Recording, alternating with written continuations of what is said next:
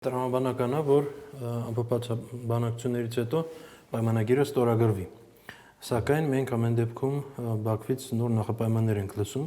եւ նաեւ հայտարարություն, որ Բաքուն Երևանին չի հավատում որևէ ձևով։ Եվ սա անհասկանալի է։ Այսինքն, եթե բանակցությունը գնում է, եթե կան արդեն լուրջ արդյունքներ, ապա ինչու նման մոտեցում կա։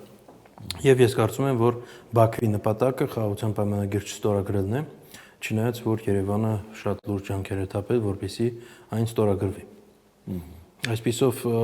դեռ հստակ չեմ կարող ասել, որ անպայման կստորագրվի, պարզ է, որ կան խաղացողներ, այդ թվում Եվրամիությունում ու ԱՄՆ-ն, որոնք ուզում են, որ արագ ստորագրվի առկա ձևաչափով, բայց ամեն դեպքում Բաքվից եւ Անկարայից մենք տեսնում ենք ընդդիմություն այս պայմանագրին եւ այսպես ասեմ չեմ կարող հստակ կանխատեսում տալ, թե կստորագրվի թե ոչ։ Եվ երբ կստորագրվի։ Եվ նաև երբ կստորագրվի, որովհետև դեռ վաղուց խոսվում է, որ այո, շուտով, այ հիմա ասում է արդեն, որ բոլոր կետերը համաձայնեցվել են։ Այսինքն, եթե բոլոր կետերը համաձայնեցվել են, ապա հնարավոր է այսօր էլ ստորագրել, չէ՞։ Ինչ նախանգարում